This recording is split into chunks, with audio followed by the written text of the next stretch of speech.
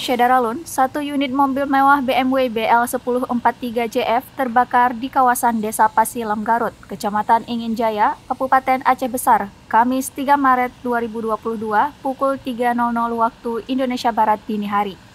Musibah kebakaran itu terjadi pada saat terparkir di halaman rumah pemilik mobil yang bernama Dede Arifin. Warga sekitar dan pemilik mobil sempat terkejut karena kebakaran itu diawali munculnya suara ledakan.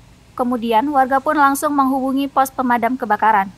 Setiba di lokasi kejadian, petugas langsung melakukan penyiraman ke seluruh bagian bodi mobil yang terbakar. Upaya pemadaman sendiri baru selesai dilakukan oleh petugas pada pukul 4.15 waktu Indonesia Barat. Saat ini petugas kepolisian masih terus menyelidiki untuk mencari kepastian penyebab mobil mewah itu terbakar.